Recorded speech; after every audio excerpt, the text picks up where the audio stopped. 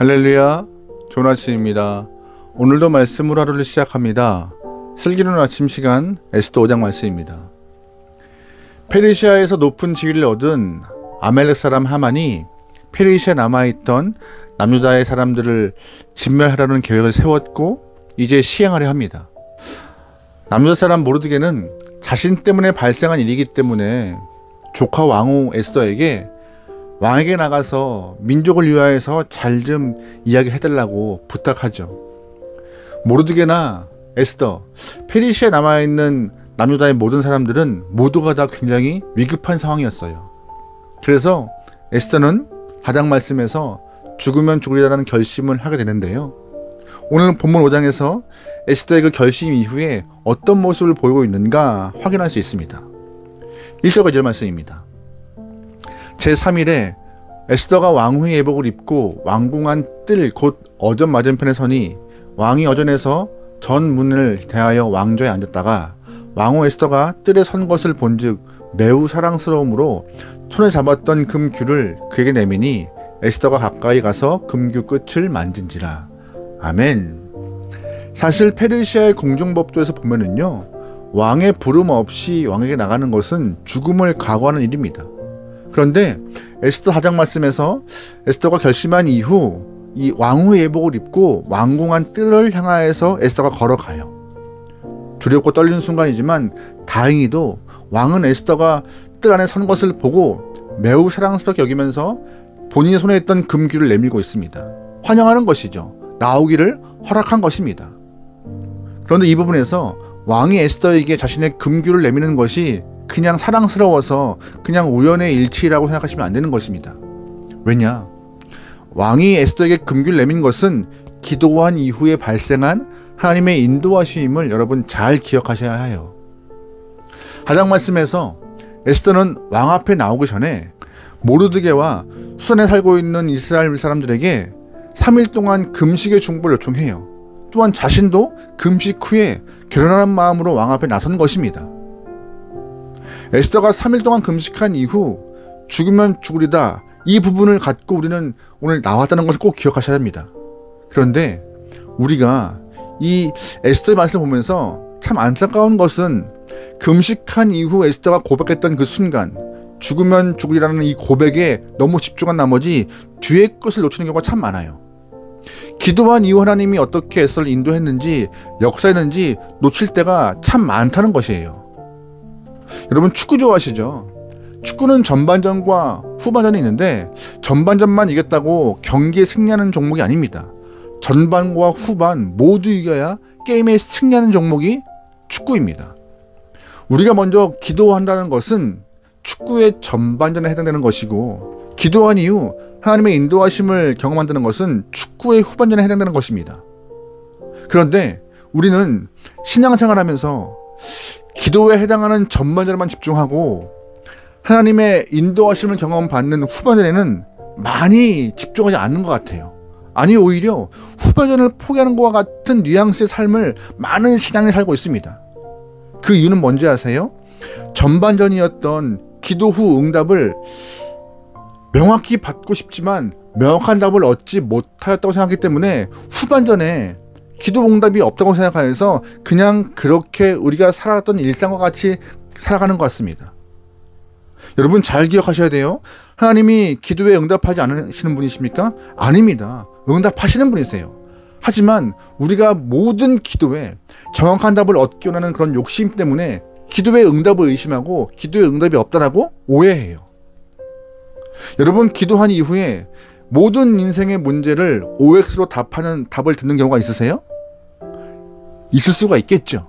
하지만 하나님은 우리에게 기도의 응답을 주시는 모든 것들이 OX가 아니라 길을 인도하시고 안내하시는 답이 더 많음을 꼭 기억하세요. 여러분 도로 위에 가면 표지판, 안내판 있죠. 그 안내판과 같다고 보시면 될 것 같습니다. 그 안내판은요, 진행되는 도로 위에 어떠한 건물이 있고 어떠한 공원과 어떠한 상점이 있으며 건널목은 몇 개이고 앞에 공사가 있는지 없는지 세세하게 말하지 않아요.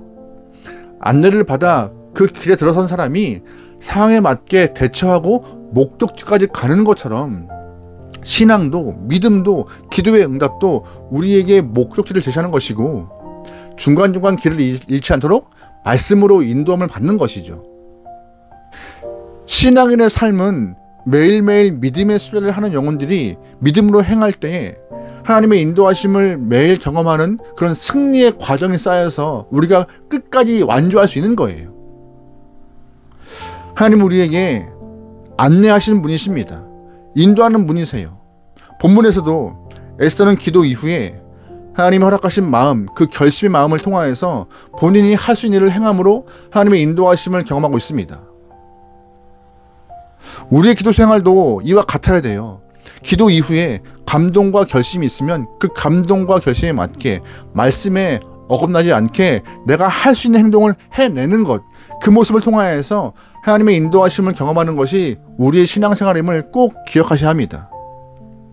죽으면 죽으리라고 결심한 이후 결연한 마음으로 왕 앞에 한 걸음 내디딘 에스더를 향하여서 하나님은 아수에로의 마음을 움직여서 왕은 자신이 갖고 있는 금규를 내밀어요.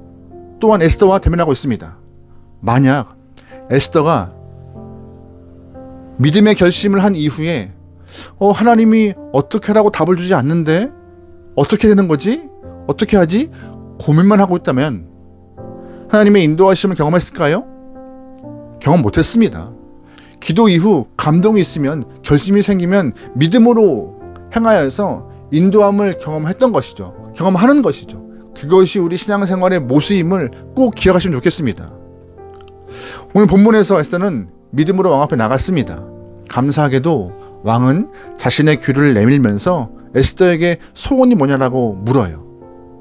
기도하고 움직이니 에스더는 하나님이 준비해 놓으신 놀라운 사항을 경험합니다. 모든 일이 다 쉽게 풀리는 것 같아요. 그러나 에스더는 바로 말하지 않습니다. 얼핏 보면은요, 답을 쉽게 구할 수 있는 것 같은데 답이 아니라 에스더는 길을 찾고 있는 것 같이 보여요. 무슨 뜻이에요? 에스더는 왕에게 자신의 뜻을 바로 말하지 않고 왕과 하만을 잔치에 초대하여서 하나님의 뜻이 어떻게 이루어지는가 더 주여 앞에 내려놓고 맡기는 모습으로 이 상황들을 이끌어가고 있습니다. 왕과 하만은 에스더 잔치 초대에 응하여서 즐겁게 시간을 보내고 있다가 왕이 한 번 더 에스더에게 묻습니다. 당신의 원함은 무엇인가? 소원은 무엇인가? 소총은 무엇인가? 물어요. 하지만 이번에도 에스더는 답하지 않습니다. 다음날 잔치를 또 열 텐데 왕과 하만이 잔치 초대에 응해줄 것을 원하고 있어요. 분명 상황은 급해요. 이 위급한 상황에 에스더는 신중에 신중을 더하고 있음을 우리는 잘 볼 수 있습니다. 그렇다면 왜 에스더는 소원을 바로 말하지 않을까요? 이것은 누구의 개입인가를 분별하는 모습인 것 같습니다. 누구의 개입인가? 우리는 자신의 개입과 하나님의 개입을 잘 분별할 줄 알아야 합니다. 에스더는 왕에게 자신의 소원을 말함으로 스스로 하나님의 역사에 개입하지 않으려 했던 것 같아요. 다시 말해서 하나님이 직접 개입하시고 이끄시고 행하셔야지만이 모든 일이 완벽해짐을 본인이 알고 있기 때문에 조심스럽게 또 조심스럽게 이 일을 접근하고 있는 것입니다. 또한 에스더가 왜 소원을 바로 말하지 않을까요? 그것은 확신의 문제였던 것 같아요. 우리는 자신의 확신과 하나님의 확신을 분별해야 합니다. 에스더는 페르시아에 살고 있던 남자 동족에게 3일 동안 금식기도의 훈을 받았습니다. 자신도 3일 동안 금식기도한 이후 왕에게 나간 것이에요. 얼마나 충만했겠어요. 또한 왕은 한 번도 아니고 2번씩이나 에스더에게 소원을 들어주겠다라고 말하고 있습니다. 자기 확신이 분명해졌을 거예요. 그러나 에스더는 자기 확신이라는 유혹에 빠지지 않으려고 노력했습니다. 에스더는 기도했던 자신이 아니라 기도를 들으시는 하나님을 더 의지하려고 하나님께 더 나갔던 모습이 오늘 본문에서 뜸들이는 모습과 같이 보였던 거예요. 우리는 자칫 내가 얼마나 기도를 하고 얼마나 헌신했느냐 여기에 집중하여서 자기 확신에 빠지는 경우가 참 많습니다. 하지만 내가 했던 것보다 기도를 들으시고 우리의 삶을 인도하시는 주님을 의지할 때 하나님의 확신이 더욱더 분명해지는 것입니다. 또 에스더가 소원을 말하지 않는 이유가 뭐예요? 바로 때의 문제였던 것 같아요. 우리는 자신의 때와 하나님의 때를 분별할 줄 알아야 합니다. 자신의 때를 이루고자 하는 사람은 모든 일을 자신이 주도하려 해요. 아멜렉 사람 하만은 이스라엘 사람들을 진멸하기 위하여서 자신의 권세와 물질을 사용합니다. 하만은 자신이 지금 주도권을 잡고 있을 때라고 착각을 하고 있는 것이에요. 그러나 하나님의 때를 따르는 사람은 자신이 주도권을 갖지 않고 하나님께 주도권을 내어놓습니다. 에스더는 왕후예요. 왕후의 권세를 사용하지 않고 하나님의 때를 간구하는 마음으로 주의 인도하심을 바라보고 있습니다. 다음 주에 볼 이야기지만 6장에서 에스더가 소원을 말하지 않고 다음 날로 잔치를 미뤘을 때 그날 밤 놀랍게도 하나님의 개입이 이루어집니다. 어떻게 해요? 왕이 잠이 오지 않아서 역대 일기를 읽고 있는데 에스더의 삼촌 모르드게가 2장 말씀에 있는 사건, 즉 왕의 암살 음모를 알아내어서 자신의 생명을 살리는 일을 알게 돼요. 이 일이 우연일까요? 절대 아닙니다. 하나님이 개입하여서 선한 길로 인도하시는 거예요. 또한 왕이 에스더를 향한 그런 사랑만으로 하만의 음모를 뒤집기는 뭔가 2%가 부족해요. 그런데 모르드게의 그 충성스러운 사건이 더해짐으로 인하여서 이 모든 사건을 역전시킬 수 있는 하나님의 확신과 하나님의 때가 맞물려서 이루어지고 있는 것이 6장에서 우리가 볼 수 있는 이야기입니다. 그리고 하나님은 에스더 혼자가 아니라 모르드게도 페르시 안에서 리더로 세우기 위하여서 때를 준비하고 계셨던 순간이었던 것이죠. 하나님은 한 수만 보시는 것이 아니라 두 수, 세 수, 10수까지 내다보시면서 모든 상황을 가장 알맞게 이뤄 가시는 것입니다.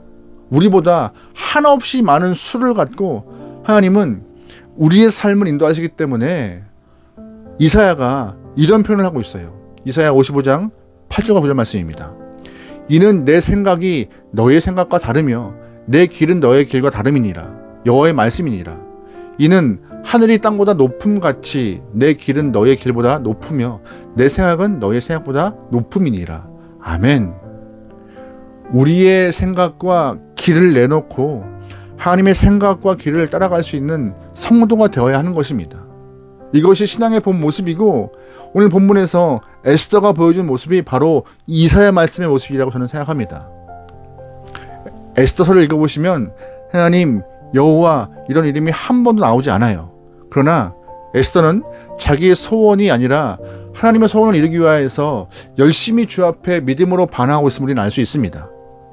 하나님의 소원을 이루기 위하여서 자신의 개입과 확신과 때를 다 내려놓고 하나님의 개입과 하나님의 확신과 하나님의 때를 따르는 에스더를 기억하면서 우리 또한 에스더의 모습을 좀 닮아가는 삶이 되길 소망합니다.